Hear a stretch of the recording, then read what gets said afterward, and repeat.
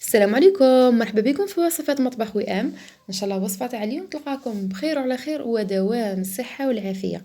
اليوم جبت لكم مطلع سميت ساهل ماهل، ما تدخلي ما ديري ميكسور ما ديري اشوار ما والو، غير بالمغرف وانتي سلكتيه. ان شاء الله يعجبكم واني متاكده باللي غادي يعجبكم، يجي خفيف ريشه. سي حبيبتي من دروك ولا نجحتي فيه واكيد تنجحي فيه باذن الله.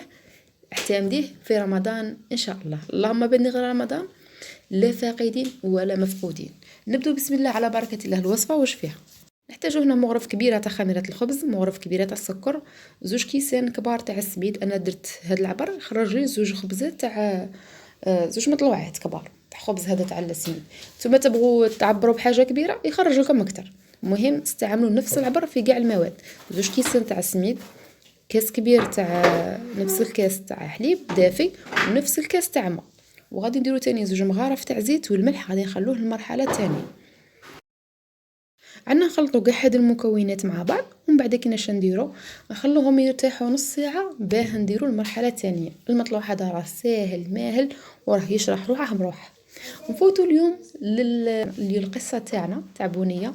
كنت سبق وحكيت لكم الجزء الاول في الوصفه اللي فاتت تاع كروكيت السلق، واليوم نكمل لكم الجزء الثاني. نتمنى ان شاء الله تكون عجبتكم وتكون فهمتوا المغزى تاعها جزئيا، خاطر مازال ما كملتها لكمش. بنيه بعد ما خلاه هذاك الرجل في البير، بات الليل هو يطلب في ربي ويستغفر، خايف من هذيك الغابه وفيها الديوبه وفيها الوحوش. كانت معروفه هذيك الغابه باللي فيها الغيلان. غير شويه هو طاح الظلمه، سمع بنيه واحد زوج تاع الغيلان من الخطى تاعهم عرفهم باللي ماشي بشر، الخطى تاعهم متثاقله والارض قاعد تنهز من يتمشوا. جاو هذوك الغيلان قعدوا حدا البير تاع بنيه وقعدوا يهضروا. قعدوا يهضروا على واحد المدينه. هذيك المدينه كان سبق بنيه وكان قاصدها هو وصديقه، سموها مدينه الشوك والظلام. هذه المدينه قبل كانت تسمى مدينه النور والورود، ولكن كمرض الملك ومرضت بنته وكسدت التجاره تاع هذيك المدينه سموها هكا. بنيه قصدها لخاطرش هذيك المدينه كانت فيها تجاره قليله، قال نجرب فيها حظي وبعدين نروح لمدينه اخرى. صح لا علينا. بنيه قلت لكم اسمع واحد الحديث دار بين هذوك زوج غولات، كان هو اللي غير لحياته 180 درجه. الغوله الاولى قالت لصاحبتها، قالت لها سمعتي الملك راه غير يزيد يمرض ويزيد يمرض مازال ما لقاولاش علاج. قالت لها صاحبتها هذوك اغبياء ماوش عارفين العلاج تاعهم فاش كاين وما راهوش عارفين الرزق تاعهم فاش كاين. قالت لها علاه زعما انت راكي عارفه؟ قالت لها كي عرفتني يا اختي الاسرار تاع هذيك الغابه كاع راهم عندي. قالت لها العلاج تاعها غير في هذيك الشجره اللي ورقتها حمراء، يقلع الورقات 7 ورقات ويغليهم يشربهم 7 ايام و7 ليالي وتشوفي كي يولي. قالت لها وبنته زعما تعرفي السر تاعها؟ قالت لها بنته تاني. قالت لها بنته دواها سهل عليه. قالت لها الطين والريحان، تغليهم وتطليهم على الجسم تاعها كامل 7 ايام و7 ليالي، وكي تدوش دير المسك تقعد على هذه الطريقه حتى تشفى 7 ايام و7 ليالي. قلت لها واش تقولي الفقر اللي وصلت فيه المدينه؟ قلت لها كاين شي ناس ماهوش صايبين واش ياكلوا فيها. قلت لها الفقر، قلت لها هو الساهل فيها. قلت لها شفتي هذيك الشجره الشارفه اللي جايه مور القصر؟ قلت لها اكبر شجره في المدينه. قلت لها واه نعرفها اكبر شجره في المدينه شجره شارفه ما فيها والو غير انها تعطيهم الظل وخلاص. قلت لها هذيك الشجره خازنه سر كبير وخازنه، قلت لها كنز كبير تحتها. قلت لها كون يكتشفوه راح يفتح عليهم ربي. وراحوا هذوك الغولات من ديك البلاصه.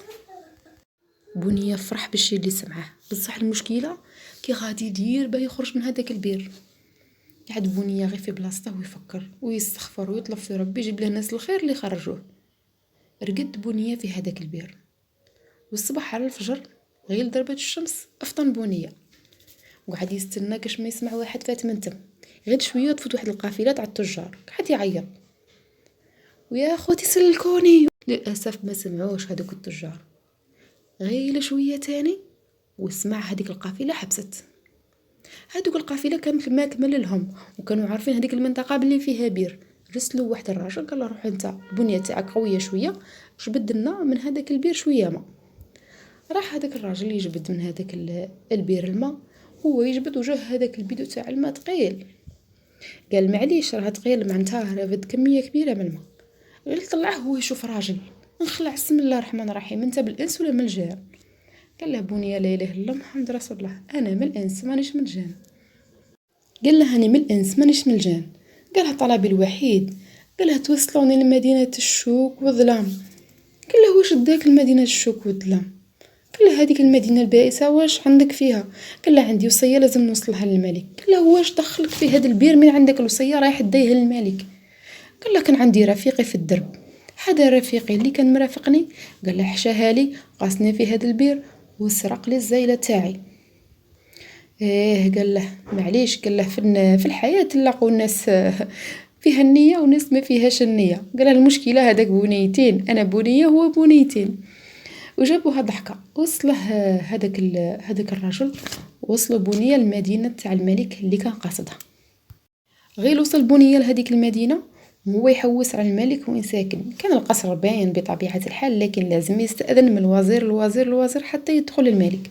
وكما كان الحال وصل للوزير الاول وكلمه، قال له بنيه انا راه عندي العلاج للملك والبنته. قال له يا ولدي غير رجع من ما جيت، العلاج راه مجاوه من اقصى البلاد وشرقها وما صابوش. قال له انا مانيش طالب بالمال ومانيش طالب بالذهب ومانيش طالب حتى حاجه. قال له غير نعطيه العلاج وان شاء الله يرتاح عليه. قال له الوزير ما يكون غير خاطرك، الصباح ان شاء الله نرجع لك الخبر ونوصل الامانه للملك. وفي الصباح جا الوزير للملك، قال له بلي الملك راه قبل باه يقابلك. راح بنيه عند الملك وحكى له كاع قصه العلاج. الملك قبل بالعلاج وارسل الوزراء تاعه باه يجيبوا له هذيك النبته ويجيبوا للبنته بطبيعه الحال الطين اللي غادي تستعمله في العلاج. بدا الملك في العلاج، بعد 3 ايام شاف بلي الصحه تاعه راهي تقوى وتتحسن. وبنته تاني بعد ما شعرها كان ضعاف وصحتها كانت قلالت، بدا شعرها يولي للحيويه تاعه والجسم تاعه يولي اقوى مما كان. بعد 7 ايام و7 ليالي والملك ولا لصحته وبنته ولات للحيويه تاعها ولات للنشاط تاعها كما كانت من قبل. فرح الملك بزاف بالعلاج تاعه وشكر بزاف هذاك الشاب بنيه، وقالوا لهم ديروا حفله على شرف بنيه وعلى شرف العلاج تاعي وتاع بنتي. كي داروا هذيك الحفله بنيه قدم لهم طلب في وسط الحفله. قالوا له واش طلبك يا بنيه؟ قال لهم الطلب تاعي غادي نطلعوا لهذيك الشجره الشارفه كاع كيما رانا بتجارنا بولادنا ببناتنا، نطلعوا عند هذيك الشجره الشارفه غادي نعطيكم سر واحد اخر غادي يخرج هذه المدينه من الظلام. طلعوا كما كان الحال عند هذيك الشجره، الملك والجنود تاعه والحاشيه تاعه كاع طلعوا في رحبه. غير وصلوا قال له الملك يلا بنيه سمي الله وقول لنا واش هو السر اللي كنت جبتنا على جاله هنايا. قال له السر يا سيدي الملك، طلب منهم يحفروا تحت هذه الشجره. وبداو هذوك العمال يحفروا تحت الشجره، يحفروا حتى شافوا واحد الكنز ما صدقوش عينيهم. خرجوا هذاك الكنز، وهذاك الكنز كان كبير كبير كبير بالبزاف. الملك شكر بنيه قال له هذا الكنز راه كنزك. بنيه رفض بطبيعه الحال، قال له سيدي الملك هذا الكنز لقيناه في ارضك، راه ملكك ما راش ليا، الا بغيت تعطيني جزء منه راه من كرمك، انا وصلت الامانه وخلاص.